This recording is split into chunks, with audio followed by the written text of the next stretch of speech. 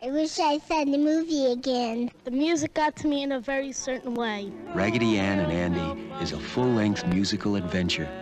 Directed by Richard Williams, winner of an Academy Award for A Christmas Carol, with original songs and music by Joe Raposo, the man who made Sesame Street sing. And if you think it's just a story about dolls, you're in for a surprise. The plot was really, really good. Best adventure was when they were in the taffy pit. It was really funny. Hey, this is real sticky. Raggedy Ann and Andy has enough fun and excitement, enough crazy joy to keep everyone in the family happy. He was funny. It's coming soon from Bob's Merrill, the publishing people of ITT, and released by 20th Century Fox, Raggedy Ann and Andy. The musical adventure that has the critics raving. I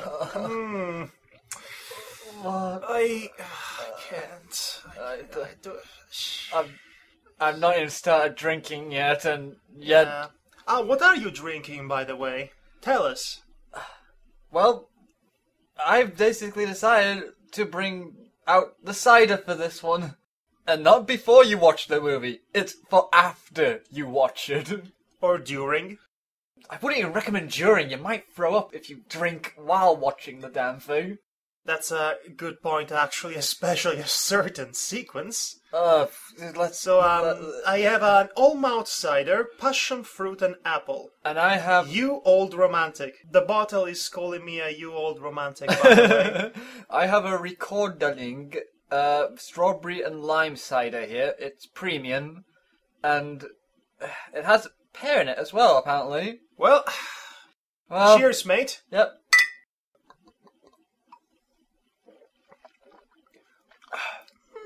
How is that? That's the stuff.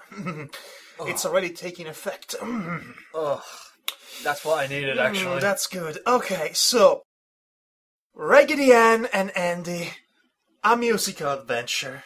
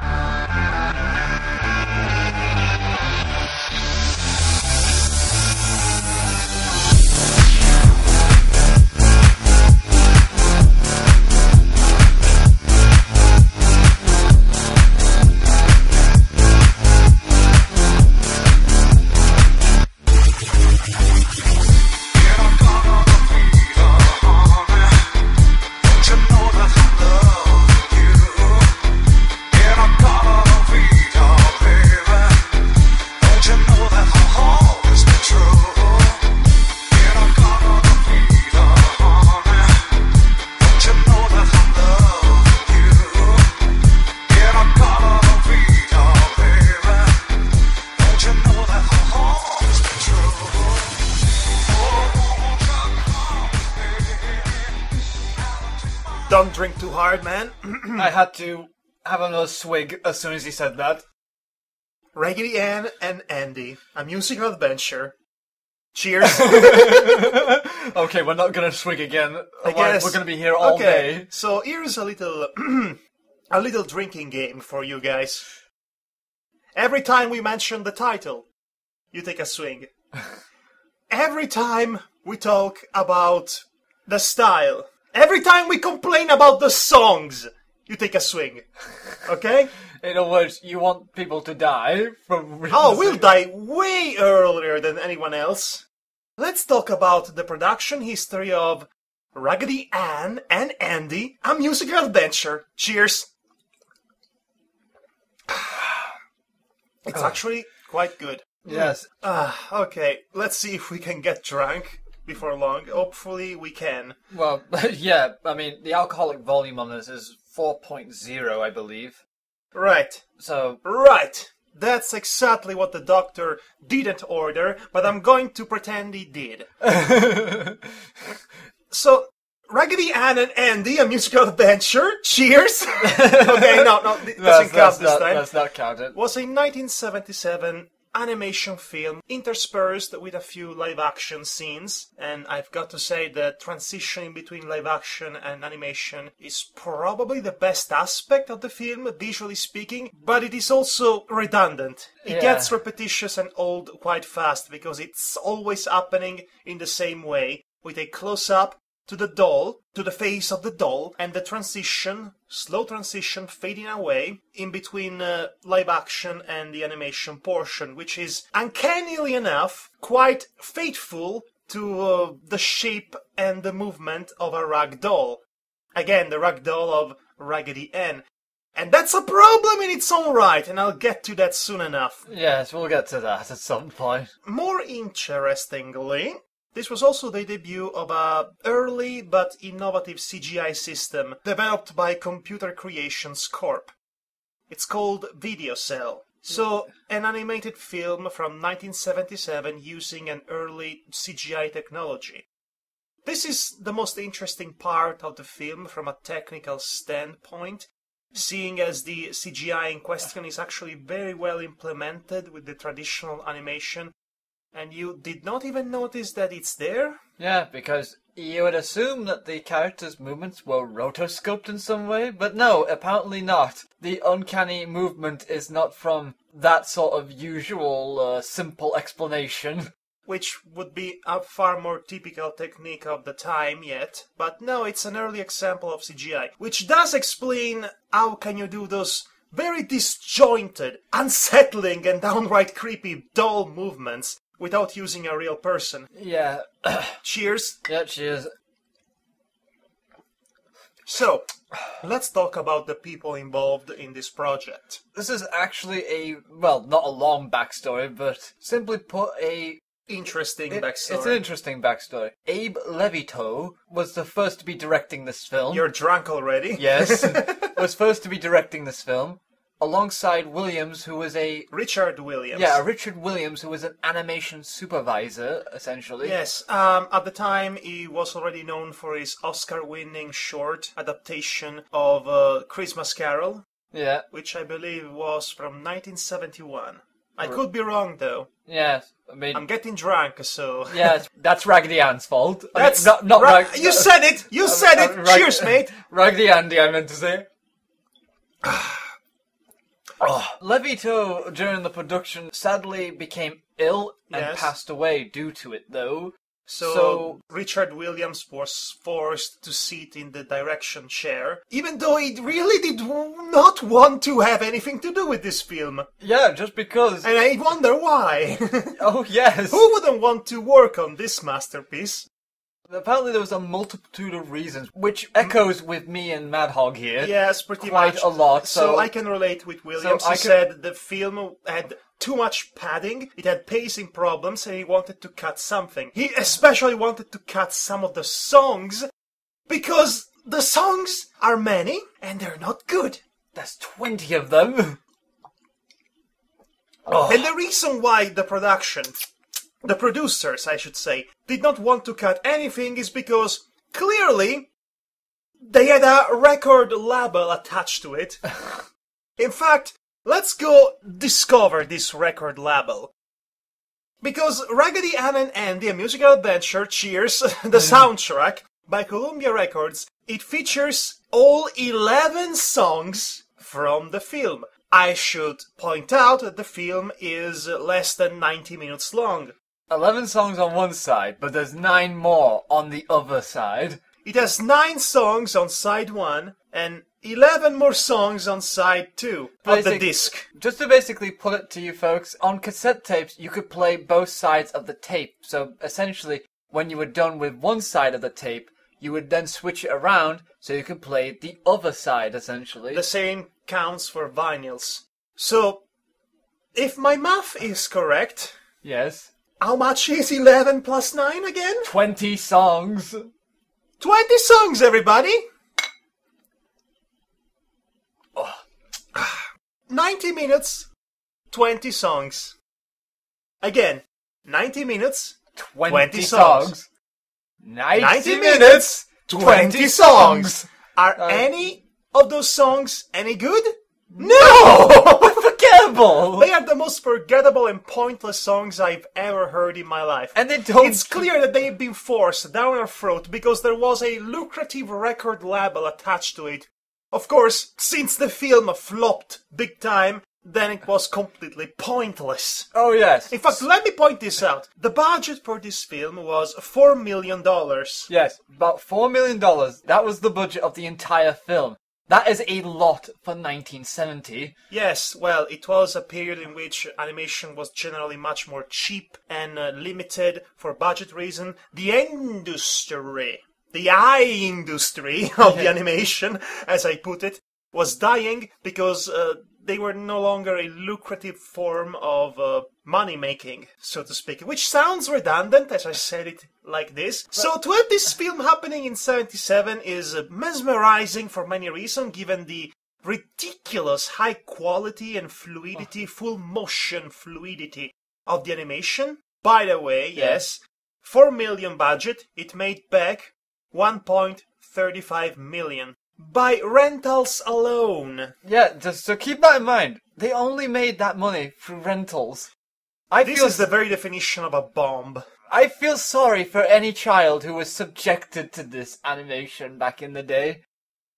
Oh yeah, another thing. The animation was not done by just any so-and-so. No. They were done by actual people with experience in the business. I mean, it definitely show, and I do recognize some very specific styles, including the way the king, what's his name, was animated. We have animators from... What was his name again? Dang, I forgot. Yes, I forgot too. It's like as if it's like as if the... Oh, yeah, I remember. King Cuckoo. Oh, yeah. Stupid name, I'm glad I forget it. Yes, it's like as if the film just, kind of failed to solidify the character in the film. Yes, the characters. Yes, also, another complaint that Richard Williams has that reflects our own is so that the characters were really not characters. They had bare minimum presence of a personality, and they were not developed in the slightest. Why? Because you had to make way for 20 songs, pointless filler. So like I was saying, the animators on board with this were people from Disney, Looney Tunes...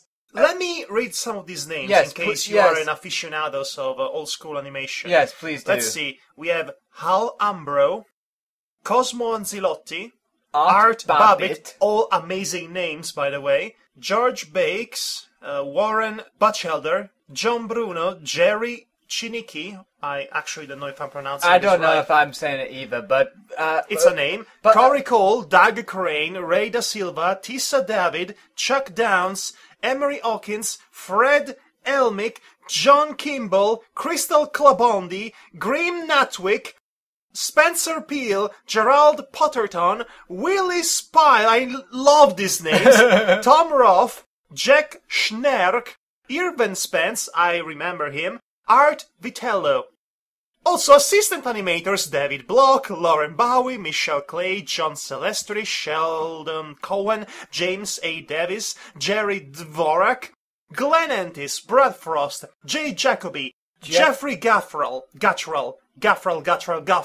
John Argaud, Eric Goldberg, Leslie Gorin, Murad Guman, Judith Hans, Dan Haskett, Patricia Hoyt, Ellen Komar, Susan Croyer, Judy Levito, must be either the wife or the daughter of Abe, Jim Logan, Karen Marjorie Banks, Marlene Robinson May, Carol Milliken, Jack Mongovan, Alyssa Myerson, Lester Pegas Jr., Karen Peterson, Kevin Petrilak, Barney Posner, Mitch Rockon, Louis Scarborough Jr., mind you, Tom Cito, Michael Sporn, Mary Zilagil,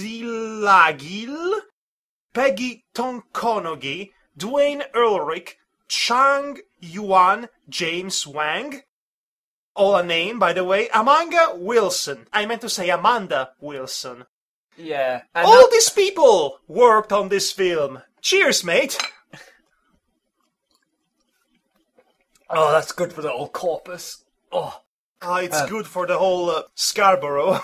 by the way, just because I feel it's necessary to mention, Tissa David apparently became the first woman to animate a leading character in a major film. And That is an important pioneering achievement. It's just so bad, it's happening in Raggedy Ann and Andy, a musical adventure. Cheers! Yeah, cheers!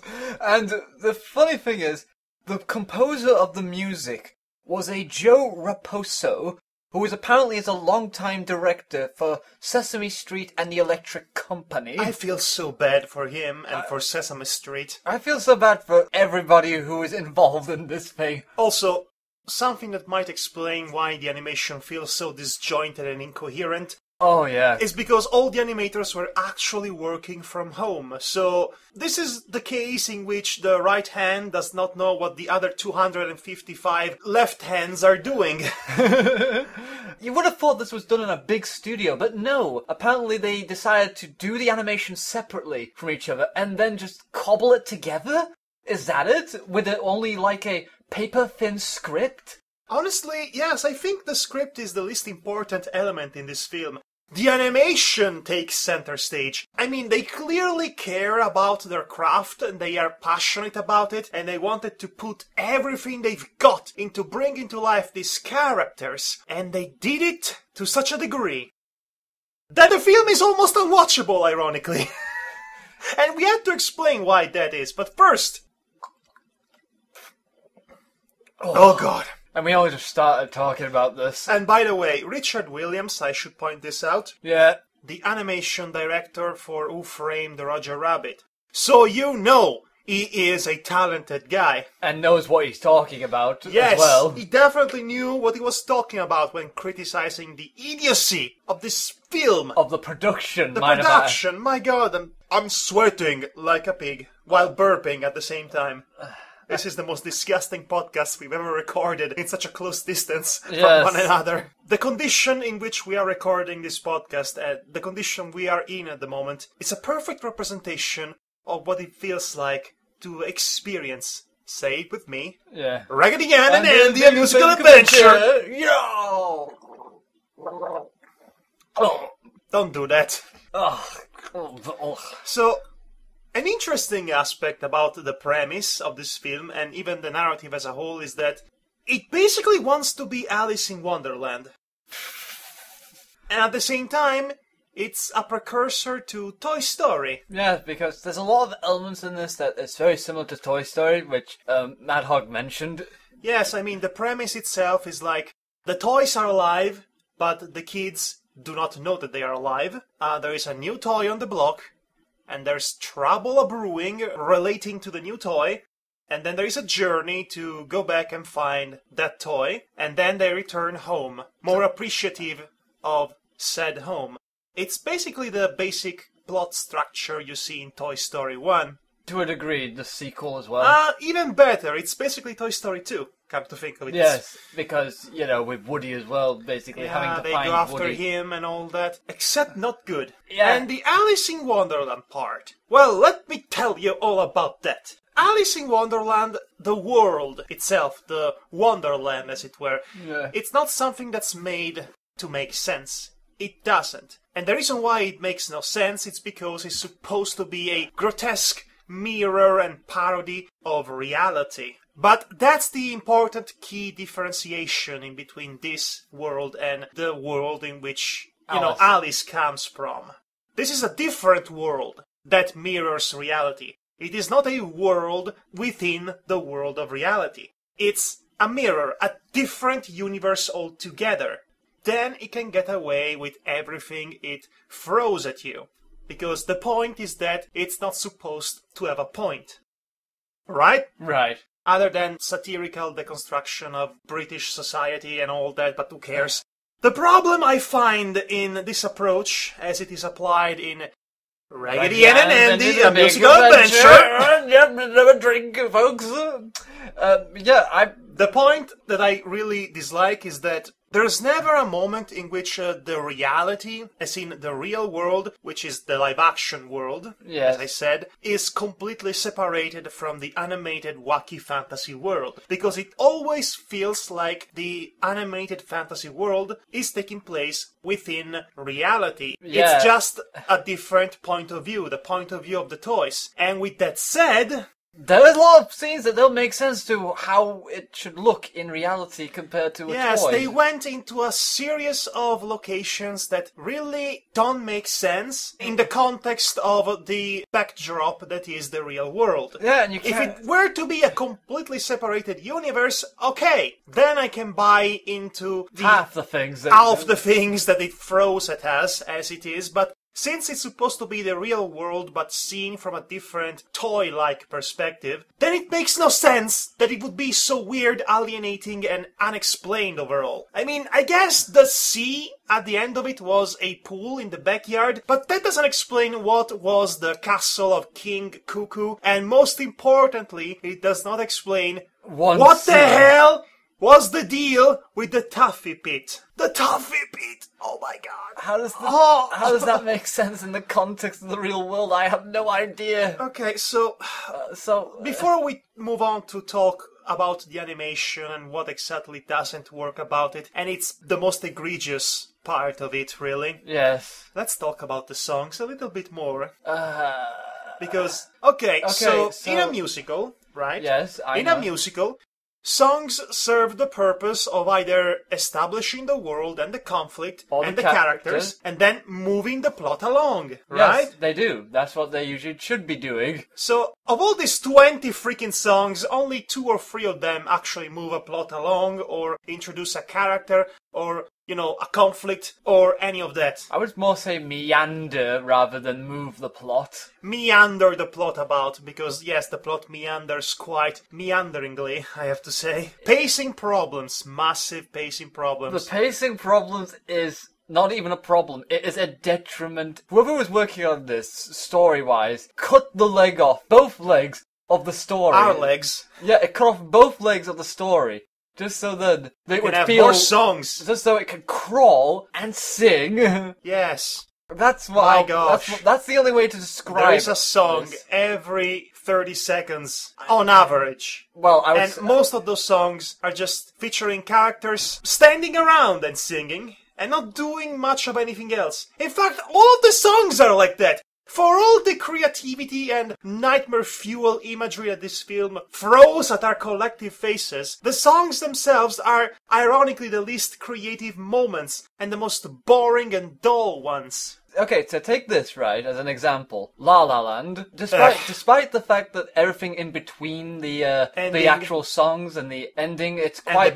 And the beginning, it's quite boring and... it's Oscar bait, quintessential Oscar bait. Yes, but the songs themselves are very catchy and... Well, at least the first one is. Yeah, take the first one, for example.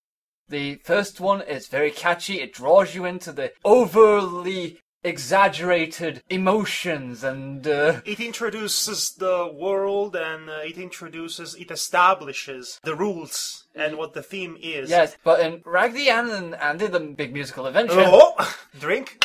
So, in the beginning of this film, it's like this slow build-up of a little girl. A little girl goes into the house, making sure that Raggedy Ann has brain damage before the movie begins. Oh yes, that was actually quite amusing. She's dragging Raggedy by her feet and her head is busting on the stairs. Of the abode. Of the abode, yes. Yes, then you basically see her put the toy down and she leaves the room and suddenly it does the transition, which is a... Very nice animation. It's a simple transition. I say it's a very smooth transition as long as you keep the camera on a very close-up of the main character, because as soon as you have a pan of the entire room after the 2D animation lifting, as it were, it looks already kind of wrong. Yeah. So then, after a little bit of talking, then the first song begins, which is I've seen the world outside, it's kind of cool, and that's that. Yeah, that's pretty much what the song is. It's basically Raggedy Ann talking about how wonderful the world outside is, with all the other characters being super curious about how it looks. It looks horrifying. Yes. So then Raggedy Andy is introduced like the Wicked Witch of the East Yeah, for some reason. because it crushed under the thing. And he has his own introductory song that tells us what it's all about. He's not a girl's toy. Yeah, he's a boy's toy. He He's doesn't brave. want to drink tea or doing girly stuff. He wants to have adventures. And you know, all of these elements that are supposed to be introductory elements to get us to know these characters and what their arc will be like. I have to... You can forget about that, because whatever arc they were supposed to have, it gets forgotten in the shuffling of all of the songs and everything else that you are exposed during this film. Only to be very forcibly reinstated for the reprisal of Anne's song at the end. And not Andy's. Nobody cares about Andy. The actor playing as Andy, the voice actor that is, clearly doesn't care because he sounded drunk the entire time. Hey, like just we like do! Cheers, mate! Cheers, mate! Oh, that's the good stuff. Yeah, Again. it's really nice. So, oh my gosh, and everybody has a song even though they shouldn't. The new toy is introduced, which is a creepy-looking French doll that's surprisingly the least creepy-looking character once she's animated. That is really weird, because I always find porcelain dolls extremely creepy. But here's the thing, once she's animated, she's the most human-looking character of the bunch. And so in that sense, she has the best proportions, actual limbs with joints. So she looks the least unsettling in that regard. And she looks the least uncanny compared to everybody else, essentially. And she has a song. Of course she has a song. Of course, and it's boring. And then there is the pirate inside the snow globe. And he has a song. It's actually one of the first few songs that actually sounds good, but it's interspersed with all the other characters interrupting it. And the dialogue, which is non-existent, essentially. The dialogue is more like an excuse to get to the next song, really. Yes. I mean, that's another thing I have a problem with overall. Usually a musical, or say even a Disney musical, any song that would come before it has a point of existing. It has a bridge to get to that song. Yeah, but you know, it's a clever way to have shortcuts for plot-related reasons so that the pacing doesn't suffer. In Raggedy Ann and Andy, there's like... They barely even try to give a bridge to anything. Everything is song, song, song. There is a new character, he gets a song. There is a new... element in the room. He gets a song. They take a step towards the plot. There is a song. A song unrelated to... The pirate gets another song to say how much he loves his own parrot later on. Oh my god. What stupidity is this? And that song is happening while another song is happening in another point of, you know, the film. Song within songs. Oh my god. The only one who doesn't get a song is King Cuckoo for some reason. And usually the villain does get a song. That is very weird. I mean, you do get loyal subjects singing for him. I guess that counts. No, it doesn't really count to me because the villain is the main singer, usually. So it doesn't count to me. What happens to Rattigan? Oh, Rattigan. Oh, yeah. So that worked. I mean, the villain was the main singer, and the henchman served as a backing chorus, so to speak. You need to sell the vinyls, guys! Have all the songs in this film! Songify these! Cheers! Oh. I could be sitting here and spend the entire day complaining about the awful songs, how much they don't contribute to anything at all, almost entirely. And they're all forgettable. Absolutely. I cannot even remember what one of these 20 songs sounded like. I can't remember what We just the lyrics... saw the film minutes ago. Yeah, we saw it like an hour ago because we decided to break for lunch after seeing it. We also brought out the liqueur, obviously. Yeah, we brought out the cider because, to be honest... Both me and Madhog were so drained by the experience. I was shambling incoherently towards this room earlier. What was... I looked like a rag doll. I mean, this is the last day Madhog's here in England. And this is how we basically finish it, with Raggedy Ann and the Big Musical Adventure. Cheers. And... At least the cider is good. I mean, yeah, that's the... I mean... It's not overly disgustingly sweet like Iron Brew. Screw you, Scotland! So... Essentially, all these songs are entirely forgettable, they don't leave a lasting impact, and they don't serve anything to the plot Yeah. So there is a song related to a character, which is the worst character of the film by far, which is that one horse camel guy with a southern accent that we don't care about. Okay, his song, because of course he has to have a song, is entirely framed by the fact that he cannot stand upright on his own. So what happens? Raggedy Ann and Andy, in the midst of their own musical adventure, it doesn't count. Yes, don't I know. I'm not going to. They basically pick him up and help him stand on his feet. He starts singing. In the middle of the song, he slumps down, and they have to help him again stand up. And then he continues singing, and when the song is finished, he slumps down again! So they had to help him a third time! What is this? What is this? I mean, that's the least of the film's problems, in my opinion. Well, everything is this film's problem. And let's talk about the animation, the most frustrating, brain-melting, saddening and depressing element to discuss in the entire film. To be honest, the animation is, despite it being a technical marvel, this dream team of animators from many different walks of animating life, essentially. That all were working from home. And all working from home, no less. So all that deserves a lot of respect for what actually went into it. But the animation is fantastic, is fluid, extremely detailed, unnecessarily so, one might say. Yes. There isn't a single moment, a single frame of animation that's not displaying some sort of technical competency in some level or the other. By all intents and purposes, it's a full motion animation, not too dissimilar from what Disney used to do in the golden days. Except somehow even more filled with unnecessary motion and movement, which becomes a problem. It is an extreme problem. You can do it, man. I believe in you. It is an extreme problem. An extremely problematic issue. I have never thought I would come out and say that too much animation is not a good thing.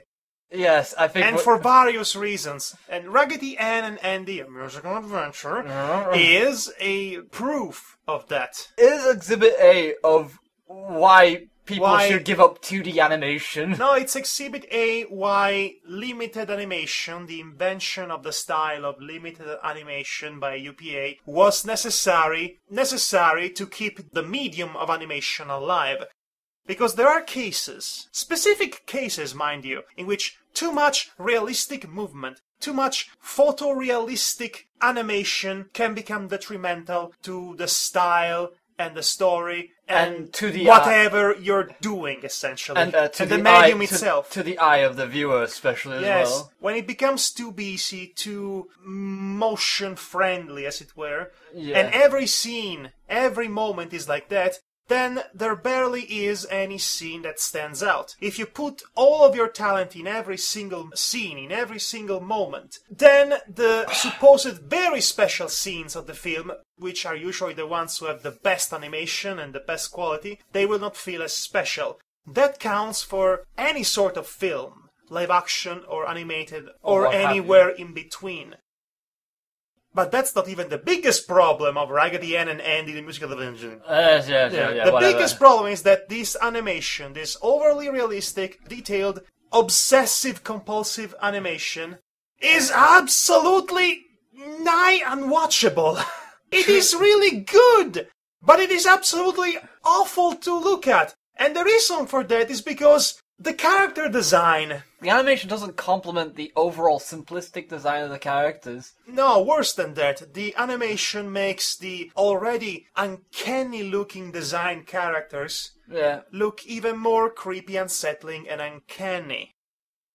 Okay, I'll give you an example of this. There were short animations of Raggedy Ann and Andy made by Chuck Jones for television. Those were made in limited animation style, obviously for budget reasons. Yeah. But you know, since they were cartoon characters, it complemented them very well. Because again, cartoon characters do not have, or do not need, I should say, realistic looking movement, because they're cartoons! In Raggedy Ann and Andy, the artists and animators went out of their way to give these ragdolls, these animated ragdolls, as much realistic ragdoll-like movement as possible. They went into detail, absolute minuscule detail, to ensure that Raggedy Ann and Andy would look as realistically as doll as possible. Because the more they look like they are not human or humanized or even, funny and quirky cartoon characters, the more unsettling they are to look at. And since they are so well animated, they are unsettling all the time. That's not just the animation. I have never seen such a fundamentally unappealing character design. Because again, they wanted to make the dolls looking as much as possible similar to their real-life counterpart. You don't do that! Have you seen how real dolls look like? Yeah. Imagine those dolls animated without any proper filter to make them more visually appealing in a visual medium like animation. You get uncanny valley effects off the wazoo. Oh gosh. And that's just the peak of the iceberg, because after these characters, then there are all of the other characters. Oh yeah, all these other characters that you just wish were not a part of the movie at all. Hey, let's have a couple of dancing, black-haired Shirley Temple, naked wooden dolls served as a transition in between songs with rotating, rolling eyes. That's not creepy. No, that's not creepy at all. That's not nightmare fuel-inducing, dude. Oh, and what about that caterpillar, multiple-armed jester doll? Oh gosh, that's not creepy. Please don't remind me of him. That's not absolutely horrifying. Imagine being a child in the 70s watching this film. You would probably be put asleep in the first 5 minutes, to be fair. Yes. Because the pacing is horrifying just as much as the animation. Or if you were a child that was able to, to get past that without falling asleep, then congratulations, you are scarred for life. I could only imagine that the fans of the doll, the real-life doll, would be interested in watching a proper adaptation of their favorite toy growing up. Yeah. But then they see this film, and they realize, wait, I'm watching the film adaptation of a doll. Not a story, not an adaptation of a story about the doll, just an adaptation of the doll. And this is what they came up with? The Taffy Pit? Really? Let's talk about the Taffy Pit, shall we? Because... Let's jump, because that is the most egregious moment in the entire film. Oh gosh, and that actually explains a lot of how I feel, and especially of how critics felt about the movie in general. Yeah, they must have felt very weird about it. Let's put it this way, as soon as you see the Taffy monster, the greed, as he calls himself. I would have called him the gluttony, but, people confuse greed with gluttony all the time. Yeah, and... they are surprisingly easy to confuse. Okay, so... Am I right, Persona 5? Okay, so, let me put it this way, just so... I'm going to be combining how Madhog described it, as well as me. Think of Conker's Bad Fur Day, the Great Mighty Pooh. I am the Great Mighty Pooh, and I'm going to throw my candy at you. Because it's the Taffy monster. Yeah, so, but, when we were watching the movie, both me and him had the same idea and sang the song at the same time. Yes, how could you not? That was magical in itself, but then came the rest of the animation afterwards. And so this kind of exemplifies all the problems I have with this animation, but please do go on. Yes, so think of the Great Mighty Pooh. If he was actually animated as he should, as well as being more stretchy. And fluid. This gives a new meaning to fluid animation. How is it possible that a big pile of shit can look way more appealing than what this is? I'll tell you why, because that said big pile of shit was a pretty unmoving big pile of shit. It was just a solid piece of something, and it would throw shit at you, as it were. But ironically, because it was poorly animated, because it was a video game, a 3D game from 1997... It was in the Nintendo 64 era, yes, so... that's even not the best console at the time, from a graphical standpoint. So, because of that, it looked passable. But ironically, with the Greedy... he is so well animated, so profoundly fluid in his motion. There isn't a single scene in which he stands still or firm. He is constantly moving and shape-shifting and reforming and eating. And flowing even. And flowing. And it's the ugliest thing I've ever seen in my life. And since it is so well animated and moving all the time and fluid like that, it looks 10 times more disgusting than it would have if he was just a still pile of shit. How do you do that? How do you spend so much effort and quality in your animation to make a whole sequence look as fundamentally regurgitatingly unappealing, vomit-inducing also? That is the most unwatchable sequence of any animation I've ever seen. I mean, I remember you at that point, you were saying this is nightmare fuel. For me, it was more vomit fuel than anything. Also that. Because I was legitimately feeling sick looking at this. I was feeling queasy the entire time, and I was worried that I had to run to the bathroom. This is the most unappealing, well-animated film I must have seen in a long time. I didn't think it was possible to have a film so well-made, competently made, be so fundamentally ugly. Ugly. This actually segues to the reception of the film, I think. Because many critics apparently found the movie so hard to watch. Because not only did they say, like us, that the plot moved really slow and had no focus whatsoever, but it was a burden to even watch it at all, even with the musical numbers in place. Especially with the musical numbers, I'd say.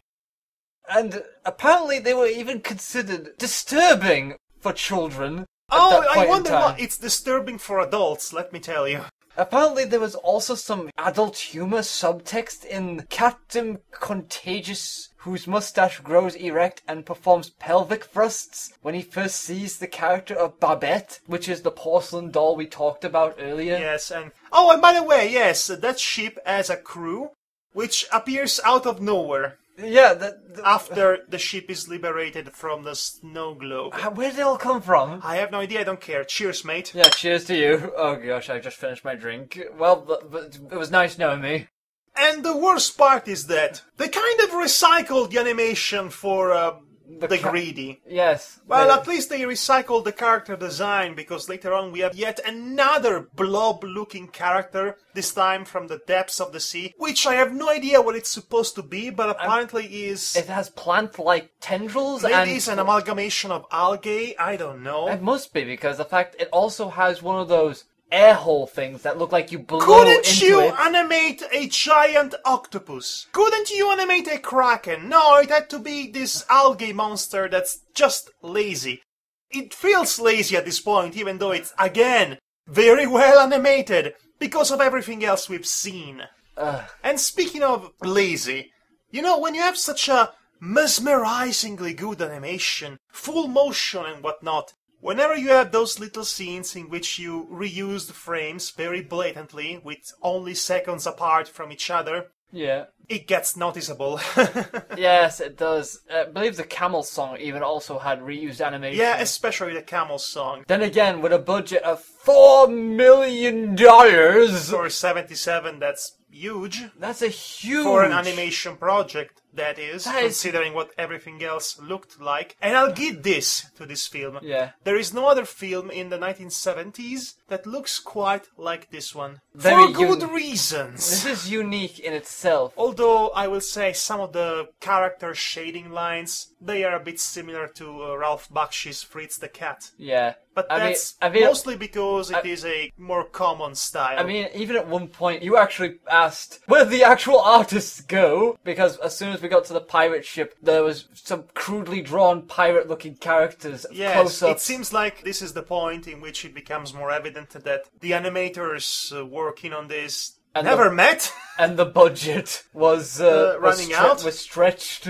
I think this budget is the most stretched I've ever seen. Even by the standards of the 1970s. I mean, you'd think there would be a moment in which they might have the characters standing still for a bit, not move so much, because nobody in real life moves that much, but there is never a moment in which they stand still. And since they have to be constant about this, and it's the only coherent element of the entire film, the fact that they have to move all the time, that gets, again, nauseating after a while.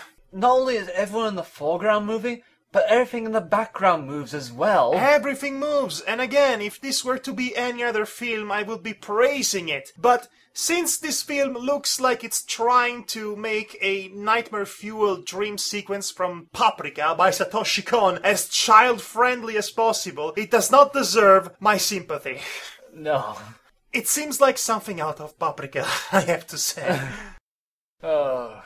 Yeah. In conclusion. In conclusion. Oh, you want to know what the evil plan of King Cuckoo was? Oh yeah, because apparently at one point, at first you think the Captain Contagious is the main villain of the plot because, you know, he kidnaps, let's say, the princess. The French Babette. Yeah, French Babette. Because I just noticed it sounds like baguette. Yes, Babette. Because she's a French porcelain doll that came from again, France. the only one who does not look creepy once she's animated. Yeah. But she does look creepy when she's a regular live-action porcelain doll. Because they all look creepy. Basically, Captain Contagious kidnaps her, so you assume that, hey, he's the main villain. No. And then 40-50 minutes into the film, you get introduced to the actual main villain of the King Cuckoo, which is the guy that laments is so small, but he can only get big if he's laughing at others. So his evil plan for the end is to acquire the services of the giant algae monster to tickle everybody, and that would make him laugh so hard that he becomes like a huge world-engulfing blimp, essentially, to the point that the parrot, the captain's parrot, just flies straight inside of him, punctures it, and it explodes, and that explodes us back to reality, as it were. In other words, our main protagonists are useless, and the day was saved by a parrot. Yes. Which had a love song to it. Yes, Speaking of love songs, cheers, mate. Raggedy Ann and Andy are supposed to be brother and sister. Yes. Sister and brother. Siblings, yes. Right? So they have this weird song right when they step foot outside of their house. Yeah, saying... Well, it sounded a bit like a love song. Yeah, it sounded like a love song, and it also was basically them singing about how everything's so scary, but if we're together... we can do anything! And Raggedy Ann even also proclaims... Raggedy Andy, I should say. The drunk one, mind you, like us. Yeah, like us. Because I got them mixed up, because I thought Raggedy Andy was the girl, and never mind. Okay. So, essentially, Raggedy Andy basically then proclaims, and I love you so much, to Raggedy I guess Ann. it's supposed to be platonic siblings love, but, the song sounds a bit off. And it goes on forever, by the way. Nothing really happens during these songs. There are no psychedelic journeys. There is just a guy, or a character, or multiple characters, standing or slightly walking to the side while singing. And that is the most boring sequence, the most boring musical sequence you can show off in a film. This is not a stage play. This is an animated feature. For crying out loud. Know your role. This actually segues to a point I made multiple times in this film, because one of my researchers basically looked into fetishes of people and why psychologically that would... all the fetishes that are known to man, they come from cartoons. Yes. Vor, cartoons. Expansion, cartoons. Cartoons. Oh, and furry?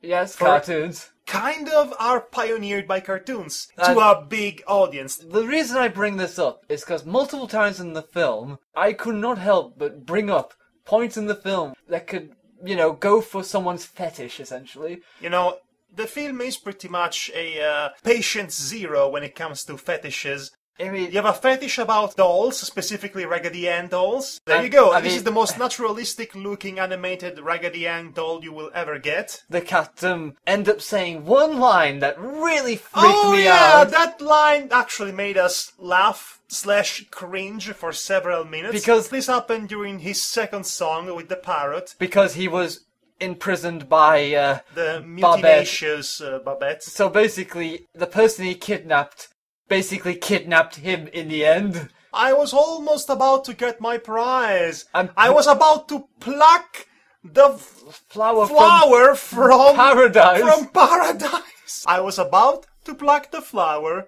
from paradise. I was about to pluck the flower from paradise. And then he sings a love song about the parrot, because why not? I've noticed that dolls can actually eat in this because they have taste buds, apparently. What's there to say they don't have something else? So... I guess they have. So yeah, cheers, mate. Cheers. That's really nice. So yeah, the other fetishes that I end up... I finished my beer. I mean, the cider. The other ones I pinpointed were expansion, namely the growth of a body part. Oh, there is that aplenty. Yes. I don't get it, but it's a thing. Yes, it's a thing. There's a lot of that. There's even tickling. That is also a fetish. Oh, yes! There's And my god, that climax was all about that algae getting in people's grill. Tentacle pornography. Yes, and I guess... Say it. Just say it. Say it. Oh, gosh. I mean, like I said, plushophilia, expansion of the buttocks, Oh, that one. tentacles, tickling. What about the act of gorging yourself with food? That is another thing, yes. Yes, it is. So, then again, this is the 70s we're talking about, so everything was a more innocent time, and also... The 70s. Now you're thinking of the 60s. Oh yes, the 60s were the innocent times. The 70s were the time where everyone was getting up into each other's grills. Essentially. Let's put it that way. So, great family film, you guys. Go watch it right now. Gets a total recommendation. It's not like the most bizarre and depleting experience ever. Yeah, it is. I've seen this film once before, but it did not have that much of an impact on me as it had now. I must admit, my fiancée has watched this before herself. She warned us about the Tuffy pit. Yes, she did warn us about and I it. knew he was coming, but I did not remember him to be this. So, there's a lot to unpackage more than I thought when coming to this film. I mean, what type of film makes you want to say, like, this made me feel queasy? I mean, I respect the animators as well at the same time, but I also feel uncomfortable with the fact that... I want to respect this film for what it gets done. It's pioneering new technology. It's pioneering new female animators in the business, which is also great, especially for the time. It is well animated. I mean, it might be the most well animated American animated film in the 70s in that regard, but it is so unwatchable. Oh, it is so... What did go wrong? What were they thinking? If you want my take on the entire experience, everybody, I call this animation porn in the same vein as food porn. It is porn for the animators. Yes. Not for the people watching, that is. Because yes. From an audience perspective, it is so disgusting. It is so vile. It is absolutely... looking. If you were to watch this yourself, you would feel very like you would just want to lose any lunch you had before watching it. I feel like my soul is trying to escape my body as we speak. I desperately needed to drink something. Let's talk about the ending of the film at least. Should we talk about the ending of the film? Nothing is resolved, other than... I mean, they tell us it's resolved via song, but really, like I said before, it doesn't seem like it. Because of lack of character focus and lack of anything focused, really. Except the horrifying animation. Yeah, so other than the animation, everything else suffered in its place. So, essentially, people have to tell you, everything's resolved now, and basically how they tell you it's resolved is via song and saying, hey, look, it's good to be home. The outside world's great and all, but it's... Well, nice I mean, after having a journey like that, I too would be happy to be back at home and never go out ever again for the rest of my life. Yeah. Even though I would have to share my habitation with the awful caterpillar jester doll. Yeah. And the black-haired Shirley Temple's wooden dolls that roll their eyes like demon-possessed evils. So Raggedy Ann is resolved, apparently, even though there was nothing going into it. Absolutely. And then Raggedy Andy, what about his plot? Who cares? Who cares? Bang! No. Wham! To the moon! Everything about his whole thing about, I'm not a girl's toy, I'm a big boy's toy, gets forgotten as soon as that original song is over. And then he proceeds to be drunk for the rest of the film, apparently. We have Babette basically deciding, I will stay here even though I wanted to go back to France. For no reason whatsoever. She has no reason to have changed her mind. Oh, and of course, now she's dating Pirate Captain Contagious or whatever his name is. Yes. Yes, because Raggedy Ann and Andy, a musical adventure, yay! Hey, so essentially, what's the fun in making sense, am I right? We would ask video game developers, what were you smoking at the time of making this game? I would dread to ask what they had at all when they, when they made this movie conceptually. You heard that, folks? That was the ambulance from the asylum that's come to take us away. Oh yeah. They're coming to take me away, haha, hee ho ho, etc. This is visual cocaine. I think this is the best way to describe it. I'm still going my animation porn and cocaine with you. It's a cocaine and sex party made into an animation film for families. Yes, for children. Imagine trying to sell RoboCop as a children's franchise, which they did in the 80s with the toy lines and all that. But you get the idea. Fun fact, before the 80s, Yes. you could not make films or animations or TV programs for the specific purpose of selling toys or promoting products and all that. You could have sponsors, but one thing you could not do is making something for the specific purpose of selling a toy. They got away with making this in the 70s because it's an adaptation. I guess. There has to be some loophole. It's clearly selling to you the doll. Yes. And the record label. You know what? I think I'm done. You know, I'm done. We talked about this for 1 hour and 10 minutes now, so... Not counting all the editing I will be doing. Yes. Again, I want to stress that I want to respect the existence of this film. I want to like the animation because it is so fluid, man. I want to appreciate the work that went into it, but I think I might have enjoyed this film far more if the animation was more limited and less horrifying. I mean, it's an experience in itself, but it's at your own risk of losing your lunch and your sanity. I mean, I guess it's a perfect film to summarize the 1970s, philosophically speaking. I would also change all the music, all the soundtrack. I would have it made by Iron Butterfly and no one else.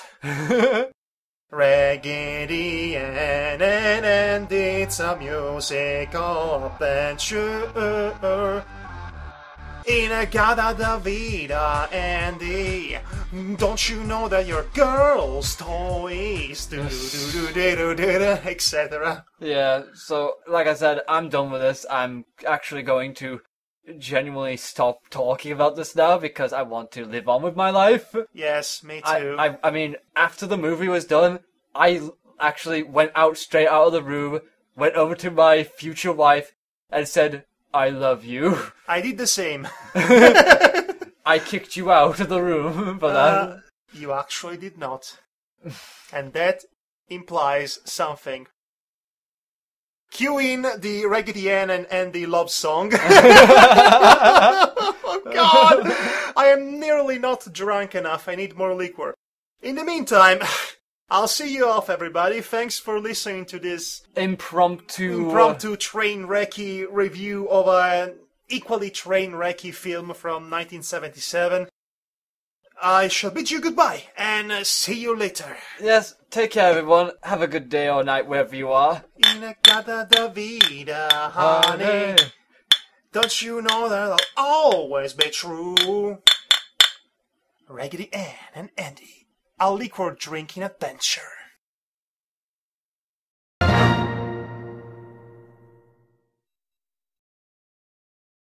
This is real sticky.